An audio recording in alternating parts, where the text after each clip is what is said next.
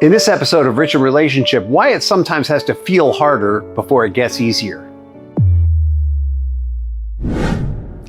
Are you having a hard time maybe in your marriage, maybe in your business, maybe in both if you work together?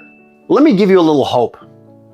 When anything is growing, whether it be a family or an organization or a business or even a plant, it hits a point where a lot of energy is going in with very little externally visible improvement, let's call it. When a tree or a plant is getting ready to flower, for example, it puts a lot of energy into creating those buds and growing those buds, but the buds themselves don't look like much. In a marriage or a family, this usually shows up when the first child arrives, right? All of a sudden, you're putting a whole lot of effort and all you're getting is stinky diapers and a lot of noise. In a business, this shows up when, much like marriage, everything's been successful, all the good stuff's been happening, you've been excited, there's been a lot of passion, there's money coming in, but you seem to feel like you've hit a plateau. You have trouble growing it past a certain point. It's just like a tree that's coming into a bud or a family that's learning how to function. And this is normal. It's part of development of pretty much any organism. And I want you to get this, right? If you feel like right now you're at that stage where whatever you're involved in, whether you're a tree, a family, or a business, or all of those things, if you're experiencing a lot of energy going out and not as much coming back as you think should be, you're not getting the result that you want, it's probably evidence that you're really close to moving to the next level. And how long you hang out here is completely up to you. In an entrepreneurial sense, and in a family sense, we often believe that success should have made life easier. 2 people, 2 incomes, more revenue. Whether you're working together or just living together and working separately, more revenue. Kids, the joy of life. Employees, what makes the organism grow. More customers, more freedom. But instead, very often what you get are more decisions, harder, it's more work. You're sleeping less. Maybe your self-care drops down, right? First time you have a child, self-care definitely drops down. Growth in business, very much the same. More hiring, more problems, more training, less time for you. That is maybe the biggest stressor in any of those situations is your time to recharge your own battery becomes less. And so there's more stress on the physical organism, on the emotional organism, on you as a person. And you start to wonder, did I make a mistake here? Was this the wrong choice? I have these clients, you know their names, Brad and Gwen. Last episode, we were talking about Brad and Gwen and their cleaning company and how they'd inadvertently, actually one had decided to move into commercial cleaning. Well, here they are, and they realized that commercial cleaning was actually far more profitable than residential cleaning is what they found out. And so together, they decided to sell off their residential accounts and just simplify, right? Why have 2 different businesses, even if they were doing the same thing, the way they operated was very differently. They sold off the residential accounts and they focused entirely on institutional cleaning.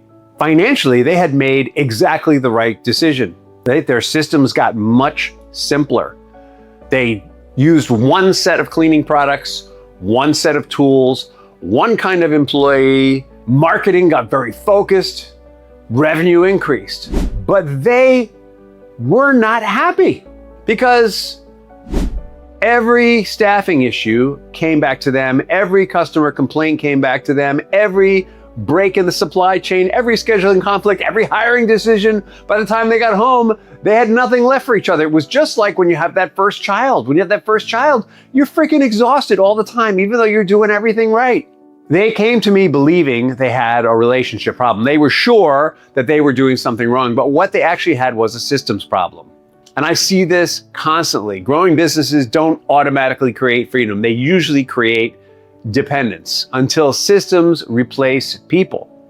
I told you the story about my own mom at Warrenhurst Gardens, how the people were very dependent on her.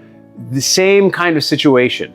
A business that doesn't have systems is limited in how much it can grow and scale. And the more it grows, the more pressure it puts on the owners.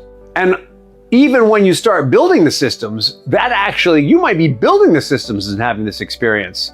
In the systems building stage, you're spending a large portion of your time figuring out what is the way that we do things that works best and recording it and training everyone to follow that way. It takes a lot of energy.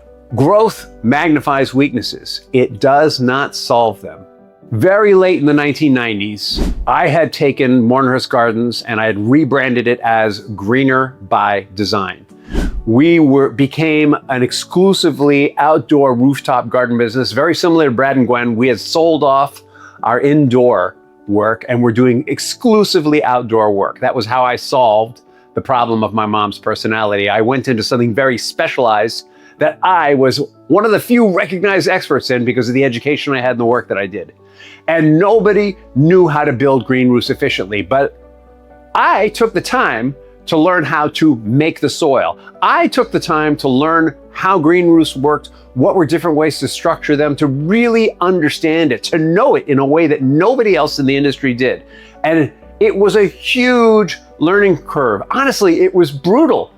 But because we were on a mission to save the world with these green roofs, they were energy saving devices, they were air scrubbers, they were creating biodiversity in basically a concrete scab on the planet. Because we were on a mission, I wasn't maybe a setback as I was with my first child. And what made it change was once I and we as a team had mastered green roofs in a way that nobody else had in the city, things started to change. Every lesson became a process. Every process became a checklist. And every checklist became a system, a key performance indicator. Eventually, we were installing $250,000 green roofs and making money and underbidding anyone else who built them because we knew how to make the soil and they didn't. Because we understood how to get things up on a rooftop from years of doing rooftop gardens in a way that the competitors didn't. And because we knew more and we were better at it, we delivered better product for less money. And all of a sudden, I found that I wasn't solving problems anymore.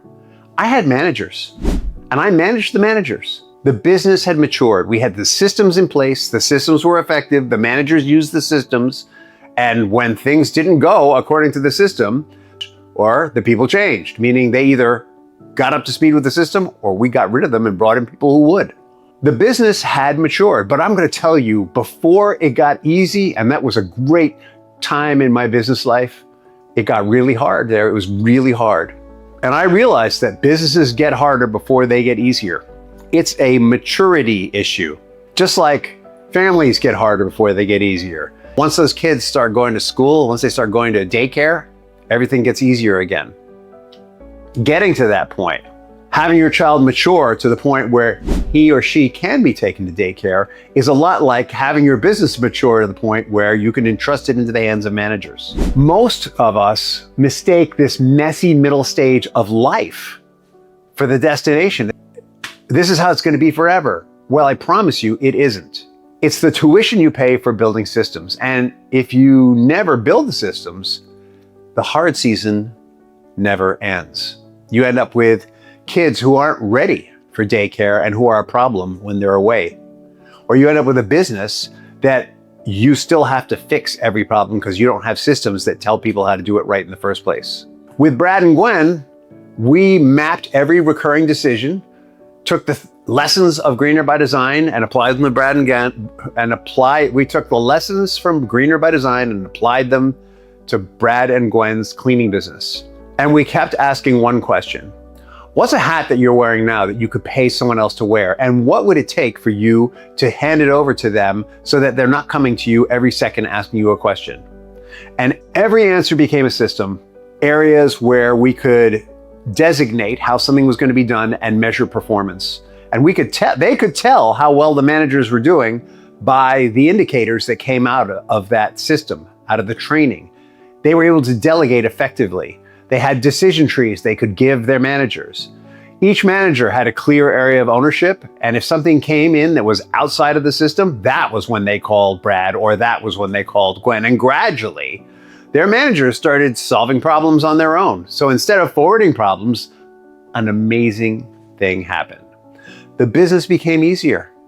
Their evenings became lighter. They got to have date night again. They got to hang out with their kids more. Their marriage became more fun, not because they worked less, but because fewer things depended on them. Businesses should mature just like families. At first, everything seems like it's dependent on you, and very often it is.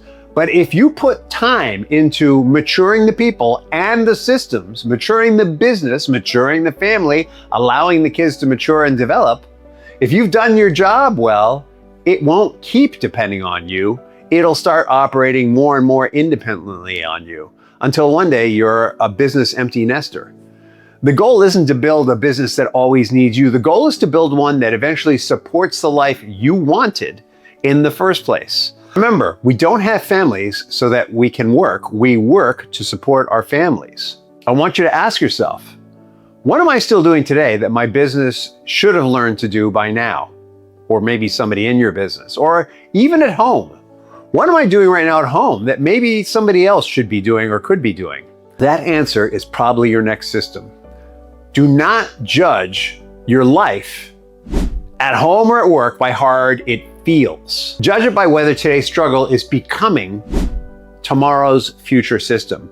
If it's not, you might be stuck in something different, by the way. But if you can see that what you're going through is clearly delegatable, then the chances are you're right what we're talking about right now. Because every mature business goes through a season where it feels harder before it feels easier. So don't quit. Jump in with both feet.